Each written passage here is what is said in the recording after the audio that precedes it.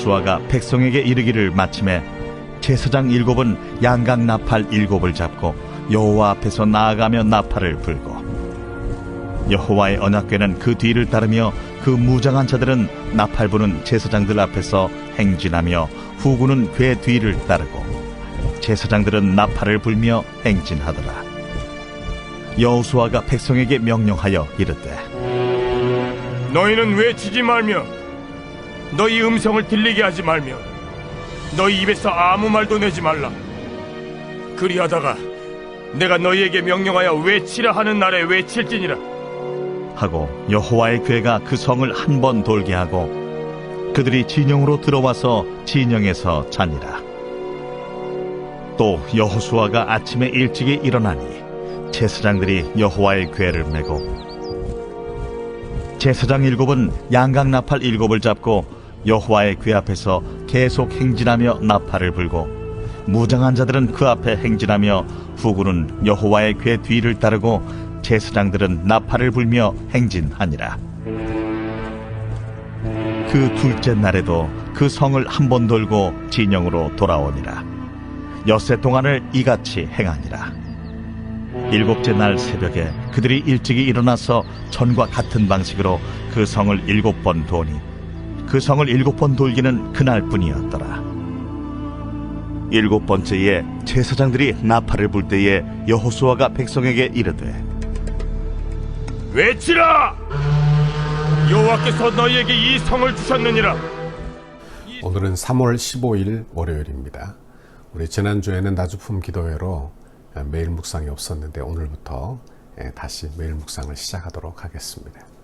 오늘은 여호수아 6장 8절에서 16절까지 말씀을 같이 묵상하고자 합니다. 우리가 인생을 사는 중에 우리는 크고 작은 문제를 늘 인생길에서 만납니다. 아무런 문제가 없으면 좋겠는데 우리에게는 고난이라고 하는 문제들이 늘 찾아오기 마련입니다. 그런 고난이 없는 사람은 아마 단 한 사람도 없을 거예요. 그런데 신앙생활에서 이 문제를 어떻게 대처하느냐, 여기에 달려있는 것입니다. 왜냐하면 하나님은 우리에게 믿음을 주셔서 그 문제를 극복하게 하실 뿐 아니라 이 문제와 고난을 통하여 우리의 믿음을 한 단계 성장시키기를 바라시기 때문이에요. 오늘 본문은 430년 동안 종살이 하다가 하나님의 능력으로 출애굽하여 40년을 광야 생활을 마치고 이제 가나안 땅으로 입성하려고 하는 아주 중요한 시점에 있습니다. 이 중요한 시점에 그들이 만난 것은 여리고성이에요. 그 관문을 통과하려면 마치 시험을 통과해야 하듯이 이렇게 중요한 시기에 이스라엘 백성들 앞에 여리고성이 딱 나타난 것입니다. 그런데 이 여리고성은 보통 성이 아닙니다. 이 성은 철옹성이에요. 난공불락의 성인 것입니다.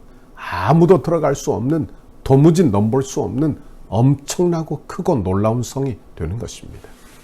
우리도 신앙생활을 하다 보면 이런 여리고성과 같은 문제를 만나기도 합니다. 내 힘으로는 안 되는 그런 문제들, 건강의 문제, 자녀의 문제, 내 힘으로 어쩔 수 없는 그런 문제들을 만나기도 하는 것입니다. 이때 우리에게 필요한 것이 무엇일까요? 이때 필요한 것은 믿음입니다. 그러면 어떻게 하면 우리가 이 여리고성, 우리 인생의 여리고성을 무너뜨릴 수 있을까요? 첫 번째로 이 성의 벽을 넘어 끝까지 순종하시기를 바랍니다. 이스라엘 백성들에게 성을 돌라, 전쟁 대신에 성을 돌라, 이건 이해할 수 없는 일이었을 것입니다. 전쟁은 칼을 가지고 나가 싸우는 것이 상식적인 일이 아닙니까? 칼이 없으면 돌이라도 던져야 하고 화살이라도 쏘아야 하는 것인데 아무 소리도 내지 말고 그저 성만 돌라니 정말 이해도 할 수 없는 일이 아닐 수 없는 것입니다. 여러분, 말하기 좋아하는 사람들이 얼마나 많았겠어요. 이게 도대체 뭐냐? 이게 도대체 뭐 하는 짓이냐? 이렇게 했겠죠. 그런데 자신의 상식의 한계를 극복해야, 이 성의 그런 벽을 넘어야 하나님의 기적을 경험할 수 있게 된다 하는 말씀입니다. 오늘 15절 말씀이 아주 중요한 말씀인데 같이 한번 읽어보도록 하겠습니다. 7째 날 새벽에 그들이 일찍이 일어나서 전과 같은 방식으로 그 성을 7번 도니 그 성을 7번 돌기는 그날 뿐이었더라 그랬어요. 여기 중요한 단어 밑줄을 그냥 쭉쭉 그어놔야 돼. 전과 같은 방식으로. 순종을 어떻게 하느냐? 전과 같은 방식으로. 여러분 순종이라고 하는 것, 하루 이틀 하는 것 다 할 수 있지요. 그러나 전과 같은 방식으로 끝까지 순종하는 것, 여러분 어려운 일입니다. 예? 힘들 때나 그리고 기쁠 때나 즐거울 때나 끊임없이 나와 순종하고 기도하는 것 쉬운 일이 아니죠. 여러분 내 자녀가 기도 응답받아 잘 될 때 그때야 신이 나서 기도하겠지만 그렇지 않을 때도 끊임없이 기도 생활을 하는 것, 이거 쉬운 일이 아니란 말씀입니다. 이스라엘 백성들이 하루 이틀을 돌아요. 그러면 변화가 일어났다면 얼마나 좋겠습니까?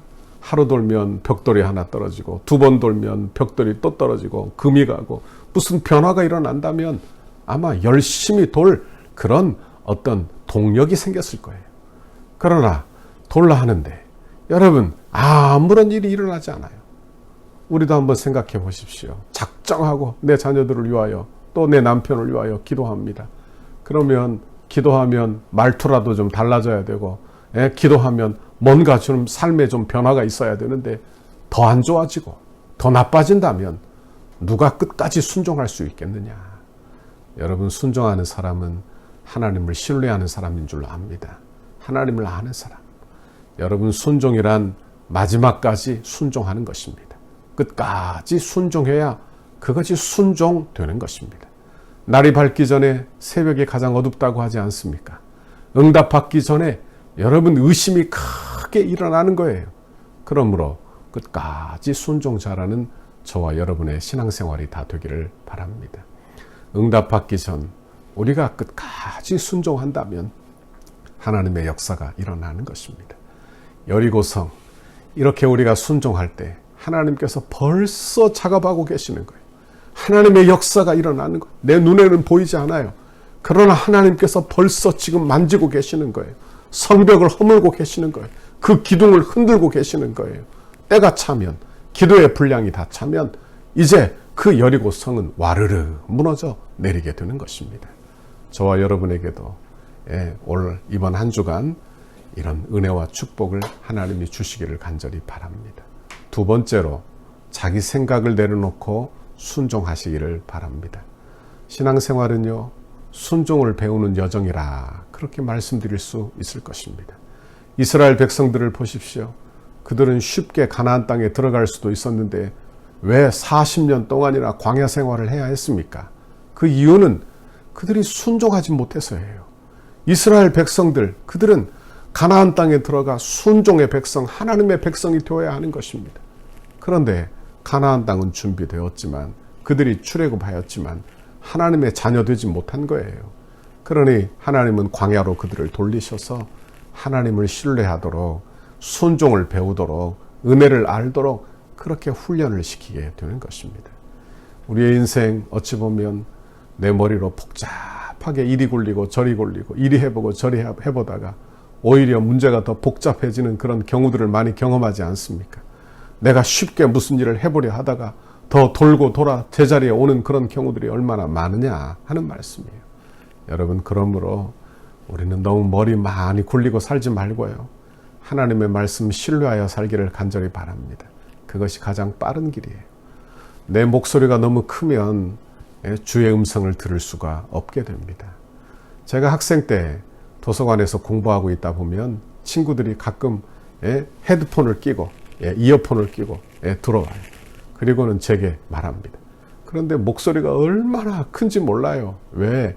자기 귀에 뭔가 음악을 듣고 있으니까 자기 목소리가 작게 느껴지니까 크게 말하는 거예요.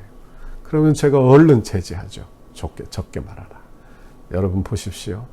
다른 사람 내 귀에 내 귀를 막고 있으면 내 소리만 크게 들리는 것입니다. 여러분, 내 말이 많으면 다른 사람들의 이야기를 들을 수가 없게 되는 거예요. 내가 내 방법, 내가 할 수 있는 일들을 내려놓고, 내 말을 내려놓고, 내 생각을 내려놓고, 그리고 기다려야 주의 음성을 듣게 된다는 것을 우리는 늘 기억할 수 있기를 바라는 것입니다. 여리고성을 도는데 아무 소리도 내지 말래요. 입을 다물고 돌라는 것입니다. 그게 어려운 일이에요. 입을 다문다, 생각이 없어서 입을 다무는 게 아닙니다. 여러분 하루 이틀 소리 내지 말라. 그렇게 할 수 있지요. 침묵할 수 있습니다. 그러나 마음속에서 왜 이 말이 끊임없이 나오는 거예요. 왜 이걸 이렇게 해야 되는가? 왜 우리가 이 일을 이렇게 해야 하는가? 왜 더 효과적인 방법이 있는데 이렇게 하는가? 이런 생각이 들지 않겠어요? 그런데 모든 백성들이 입을 다문다. 이건 하나님을 신뢰함으로 가능한 일이라. 원하기는 저와 여러분에게도 새해 이렇게 하나님을 신뢰하여 순종하는 믿음이 우리 모두에게 있기를 간절히 바랍니다. 예, 우리 공동체에도 이런 믿음을 주시기를 간절히 바랍니다. 우리에게 다 할 말이 있지요. 그러나 하나님을 신뢰함으로 하나님이 이루실 줄 알아. 하나님께서 교회의 머리 되시는 것을 알아. 입을 다물고 그리고 침묵을 배우는 우리 공동체가 다 될 수 있기를 간절히 바랍니다. 여기에서 우리가 순종에 대한 중요한 핵심을 하나 발견하게 됩니다. 순종해야 하나님의 기적을 경험하게 되는데 문제를 해결하고 기적을 경험하는데 가장 걸림돌이 되는 것이 바로 나라는 거예요. 나. 그러니까 내가 하나님의 기적을 경험하는데 내가 가장 큰 걸림돌이 되는 거예요. 잘 기억하십시오. 내 안에 강한 고집, 꺾지 못하는 내 방식, 내 철학, 내 생각, 내가 해놓은 계획들, 이런 것들이 하나님의 말씀에 순종하지 못하게 하는 거예요. 순종하지 못하니까 하나님의 기적을 경험하지 못하게 되는 것입니다. 여러분, 우리 안에 있는 여리고성과 같은 그런 고집, 집착, 내 방식, 내 생각, 이런 것들을 그저 내려놓고 하나님의 손에 맡기는 저와 여러분의 이번 한 주간이 되기를 간절히 바랍니다. 우리에게는 늘 문제가 있지요. 개인에게도 문제가 있고 가정적으로도 교회적으로도 늘 문제가 있기 마련입니다. 우리가 문제가 없었던 때는 단 한 번도 없어요. 그러나 그 문제로 말미암아 절망하고 실망하지 않기를 바랍니다. 이 문제를 어떻게 극복하느냐의 문제예요. 신앙생활은. 그러므로 이 문제를 통하여 하나님 신뢰를 배우십시오. 순종을 배우십시오. 그리고 정금과 같은 믿음으로 우리의 믿음을 키우시는 하나님을 바라보십시오. 여러분, 내 생각을 내려놓고 순종하시기를 바랍니다. 내 걸 내려놓는 거예요. 그리고 하나님을 바라보는 거예요. 여러분, 이런 자리에 저와 여러분이 있기를 간절히 바랍니다.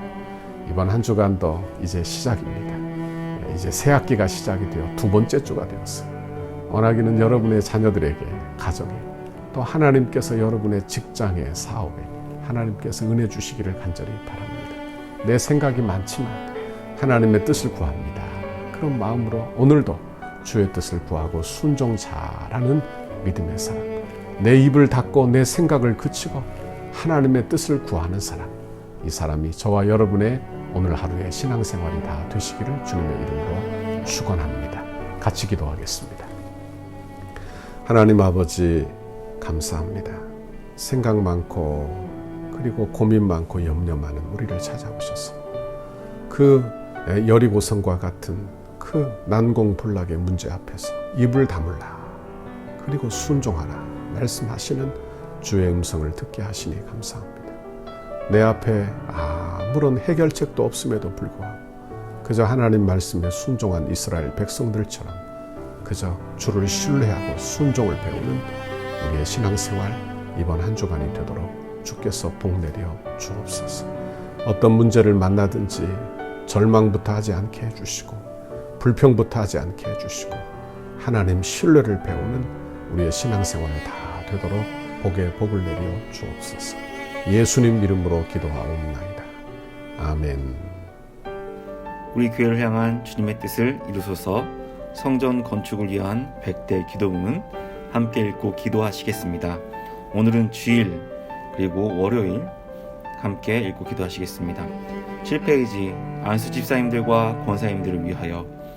안수 집사님과 권사님들에게 자원하는 심령을 물 붓듯이 부어주셔서 헌신과 충성으로 섬기게 하시고 성전 건축의 모든 과정이 기도와 무릎으로 세워지는 교회 되게 하옵소서. 건축의 모든 일에 앞장서서 믿음의 세대를 잇는 영적 구심점의 역할을 감당하게 하옵소서. 여호수아와 갈렙과 같은 믿음의 눈으로 늘 긍정과 헌신의 마음으로 끝까지 달려가게 하셔서 주님을 향한 감사와 찬송의 고백이 끊이지 않게 하옵소서. 건축 기간에 하늘의 영광과 천국의 기쁨을 맛보게 하시고 한 번뿐인 인생을 하나님의 영광을 위하여 주의 거룩한 비전과 소명을 따라 살게 하옵소서.